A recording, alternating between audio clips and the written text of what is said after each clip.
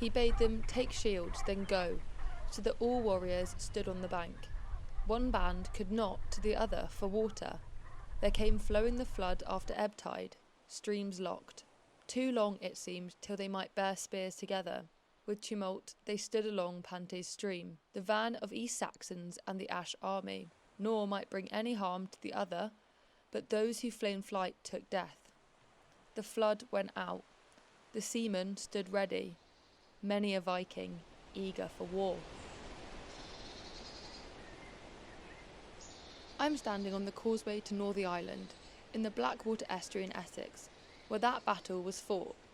That was an extract from the Battle of Maldon, one of the earliest surviving poems in the English language, written shortly after 991 AD. The poem describes a scene over 1,000 years ago, when Viking invaders, trapped on Northey Island by the estuary's tide, prepared to fight and ultimately brutally crush the Anglo-Saxon forces.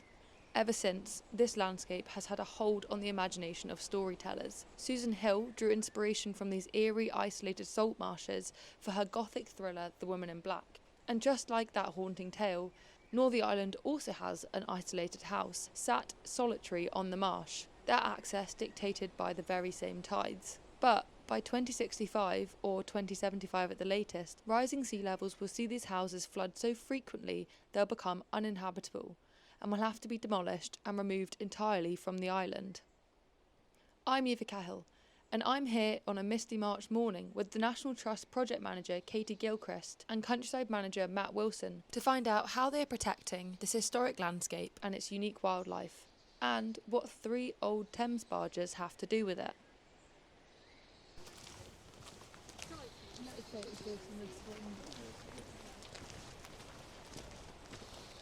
Northey Island sits in the Blackwater Estuary in Essex, accessible only by a tidal causeway and open to visitors for just 6 months a year. For the other 6 months, it belongs to the birds, and it's the largest single unit of salt marsh in the entire estuary and one of the most important wildlife sites on the east coast. Matt explains what makes it so special. Yeah, so we're on Northey Island, which is in the Blackwater Estuary in Essex. So we're on the east coast. It's one of the largest estuary rivers, so a tidal estuary on the east coast. And that mosaic of salt marsh and intertidal mudflats make it really important for wildlife.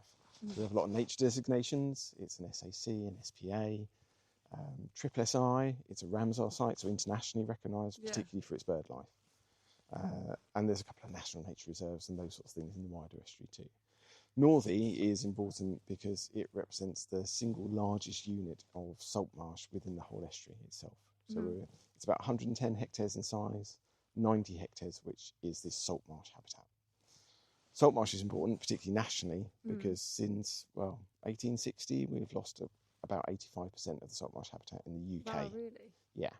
So not only have we lost that habitat, but it's also increasingly under pressure from things like climate change. Sea level rise, that tidal change, is increasing erosion in what is, by its very nature, a very soft habitat. It's soft intertidal mud with vegetation on top. So we're at risk of losing it. So what we're doing at Northey is trying to restore some of that. And what makes the salt marsh in particular, you said it was like soft with vegetation on top, what makes it such a special habitat? And what kind of animals can we find on it? So it is a soft mud habitat. It is literally the mud that comes in twice a day on the tide, settles out of the water column and starts to form, solidify, and then you get vegetation growing on top. And that vegetation tends to be quite specialist plants. So these halophyte, salt-loving plants.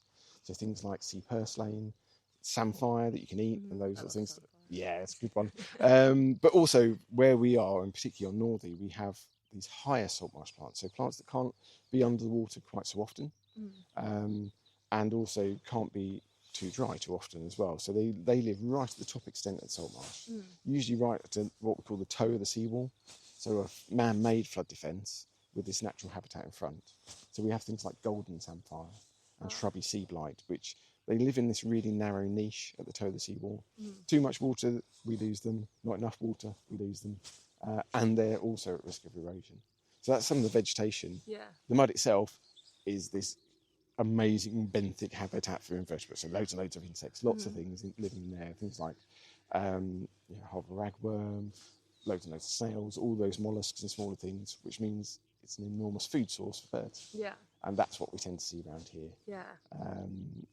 Some of the species, the bird species that the whole estuary and Northey is good for are things like dark-bellied Brent geese, dunlin, avocet, curlew, redshank, those sorts of things. We've heard and seen them all whilst walking onto the island today.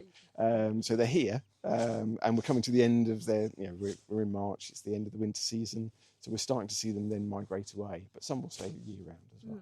And when you're saying Brent geese are particular to this area, or? Yeah, so the Blackwater estuary is nationally significant for Brent geese. I think it's 10 to 15% of the national population comes here. So thousands upon thousands of birds will come here to overwinter and feed before they head back to places like Siberia for their summer season.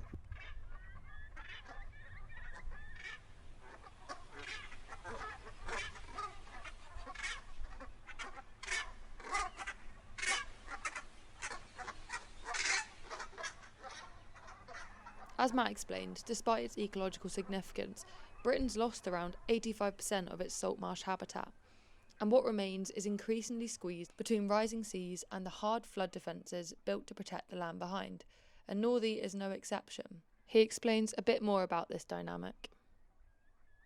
So climate change, that particularly the sea level rise, is the big thing that's going to impact this site and other sites around the coast as well. East Coast, where a lot of my sites are, we're seeing those impacts and having to plan for them and working in the future. So for here, it is very much that impact of erosion on the salt marshes, because a lot of the estuaries in Essex and on the East Coast have hard defences, so defences that man has put in to protect the productive land behind. Salt marsh itself is soft, so it erodes much more easily and tends to be in front of those hard defences. So with sea level rise, it's got nowhere to naturally graduate back inland to. So we're starting to see it get inundated too often, or the wave energy and the power of that tide starting to erode through. And that's some of the works we've done here as well, to start to restore some of that and dissipate some of that wave energy. And their plan for protecting this precious habitat from that wave energy and rising sea levels has been something like 30 years in the making. Matt explains a bit more about the overview of the project and what they've done so far on Northey Island. So we've done a few things about protecting the habitats. We've done protection, but we've also done restoration and some creation work as well. So we're trying all different things. Northey Island was the site of the first what's called managed realignment, so intentionally breaching a seawall to flood the land behind with the tide, back in 1991. And since then, we've actually done several other types of adaptive work, so coastal adaptation work, about protecting this environment and what we can do looking into the future to deal with climate change and sea level rise. So that includes things like changing the profile of river walls so that if they do overtop because of the tide, they don't breach and they don't break as easily. But also we've taken away some of the seawalls. The land can flood, and that natural wave energy and natural inundation can happen as it normally would if there wasn't a man-made seawall in the way. Yeah, can you talk to me more about this field on our left, this is salt marsh? My thought is sea coming inland, that's coastal erosion. So it seems almost counterintuitive bringing the sea in and letting land, like field on the right there, not degrade, but you would see that if you didn't know much about it. Why is it important to almost let the sea into these places, and how do you manage where you let the sea in, where you don't, and pick the spots? So for Northey, National Trust look at a 100-year coastal adaptation. So we're looking at what the projections tell us about where the tide may come to in 100 years' time. And that's what we've based some of our decisions on. So it does seem counterintuitive. We've taken out 200 metres of seawall in this realignment that we're looking at over here. This is baby salt marsh, so it's only 3 years old since we did the last breach and that realignment. So we took out 200 metres of seawall, but what that's done is extended the life of the productive land behind it even further by a couple of decades. So we do have a tenant farmer, they do graze the land, we cut for hay, but it means that that land is there further into the future, as well as the benefit of creating this amazing habitat in front of us as well.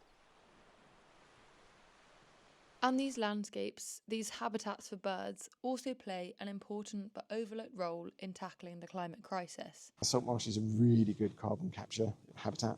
People always say plant a tree and do carbon capture, and it is good, right tree, right place, and it's a really good thing. A lot of the carbon capture is based on woodlands being 30, 40, 50 years old. Salt marsh is way more efficient than that.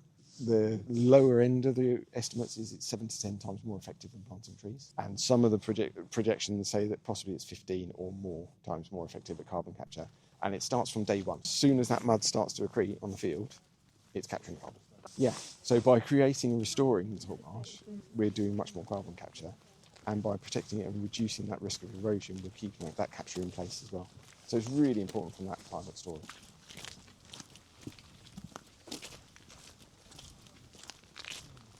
Matt's passion for Northern Ireland and its atmosphere and its wildlife really shines through as we walk around the island. So I ask him a little bit more about what wildlife he's grown fond of whilst working here and how it's responded to their project so far. So my absolute favourite will be the dark-bellied Brent geese. They are really important for this estuary and for the island as well. Tens of thousands come here over winter. They're quite small as geese go. They're very polite. They have this lovely soft call and much more sort of a conversational chatter between them rather than what most people might know as sort of the honking. I think geese, hissing and honking. Hissing and honking, yeah, either domestic ones or Canadas or grey lags, yeah, a bit harsher, whereas Brents are quite sociable and they sound like it as well, which is good. This year we've had, on our winter bird counts, wetland bird counts, we've had our highest count since 2001 on Brent geese. So the last count just in February had 2,500 around Northern Ireland as the area. So that tells us, one, it's good for the species, and two, the works that we're having are beneficial. So in the last couple of years we've also seen record numbers of things like dunlin. So dunlin's a more shorebird that will feed through the intertidal area as well, a bit smaller. Again, pretty white and grey-brown bird as well. But yeah, we had a record of 3,000 last year on and around Northern.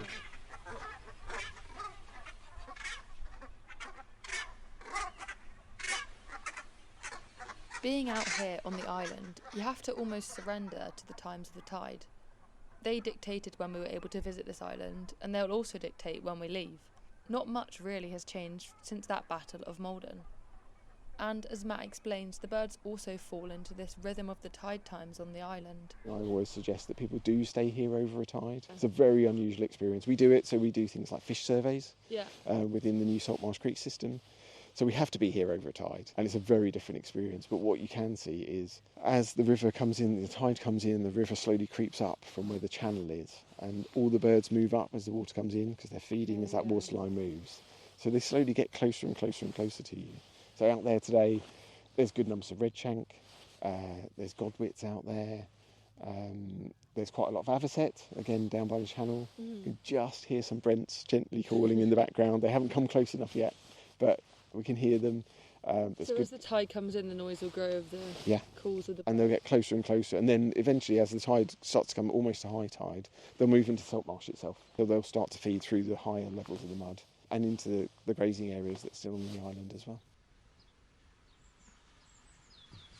And these birds that live here are also the beneficiaries of the latest development in this coastal project, a new habitat island made out of retired Thames barges. Once used to haul goods across the country, they've now been given a new lease of life in seabird conservation. I spoke to project manager Katy Gilchrist to understand a bit more about how the project came about and what it will look like when it takes shape. So the barges came from some coastal defence work up at the end of the estuary and also up in Suffolk in the late 80s. So the barges originally came probably from London docks and then they came to use as coastal protection. So up at the end of the estuary, they've used them as a breakwater. So all the barges are in a line, I think it's about 10, 16, something like that, all in a line, and they act as a breakwater. They're not filled in. I think they weighed them down, but otherwise they're still very much looking like barges. And these three were left over from that, and they've just been in Maldon Harbour with no use since the early 90s. So we found a use for them, and yeah, they can provide the sort of core structure stabilisation for our island and save us a bit of mud, to be honest. And the location of the bird island was cleverly selected. So alongside being a habitat, the barges also filled a breached seawall gap where the tide had been rushing in and had been slowly eating away at the salt marsh from the inside out for over a century. There used to be a bank that ran all the way around the island, so the whole 110, 120 hectares used to be farmed land. But somewhere around the late 1800s, early 1900s, there was a big breach in the walls and it basically just became unaffordable for them to keep managing it in that way. So they moved inland to the 20 hectares that we have now. So where we've sited the bird island is in one of these really big breaches, and there's a big area where the wall's missing, and there's now a really big creek that comes in. Water rushes in there and it sort of erodes the salt marsh from the inside out. So by putting the island where it is, it sort of slows the flow and takes the energy out of the tide. So it's primarily there as a bird nesting habitat out in a really remote area. It's really high up, so it's higher than even the highest tides in 100 years' time. But yeah, it will have that benefit of improving all of our salt marsh.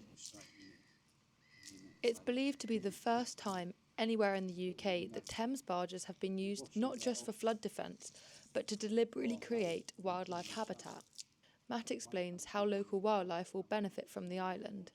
What we're hoping is that we may see species like oystercatcher, ring plovers, those sorts of wildfowl wading birds that might come in. If we're really lucky, there's a very small number of little terns within the estuary. We might see something like that. But the benefit of how we've done this project is that it's not accessible.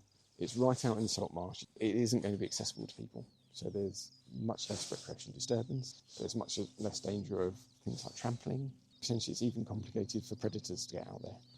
Because of the salt marsh environment, they have to navigate to reach the island, and it's not physically connected to any of the existing salt marsh either. So, yeah, it'd have to be a pretty brave fox or otherwise to try and get out there. So we're hoping additional works later this year, top it, hopefully end of the year, beginning of 2027. If we're really lucky, we may actually see some of the birds start to speculate and look at nesting.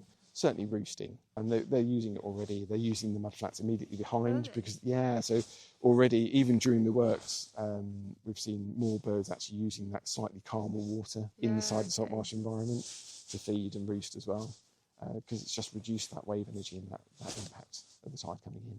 So they're already finding a bit of respite. Yeah, not so much on the island itself, but it's getting there, and it will. That's we know exciting. It's going to work. They must be pleased with you guys. Yeah, well, hopefully. So with just 13 months left to run on the project, I asked Katy what comes next.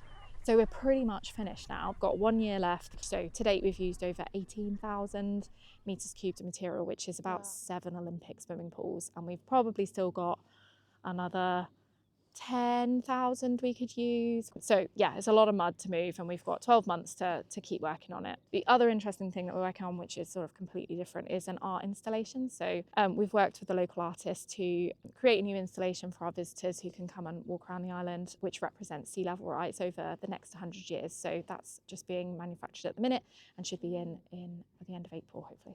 And is that to get local people involved and kind of aware of the problems with sea level rise? So it's going sort of halfway around the walking route, and it's just to sort of show how big the sea level rise that we expect is. So it's on an area that's currently grassland, garden essentially, but in 100 years' time it will be salt marsh. So the idea is that it's a jetty. So at the minute it's a jetty on an area of grass, which is unusual, but in 100 years' time the water will be there, the tide will get there. So it's supposed to sort of represent the big change that we're going to see over the next century.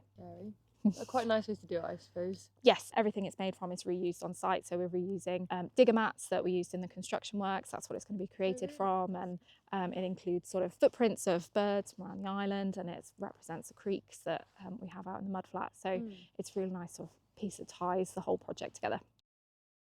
The tide on Northey Island is slowly making its way in now, and the fog is slightly thickening, signalling it's our time to leave.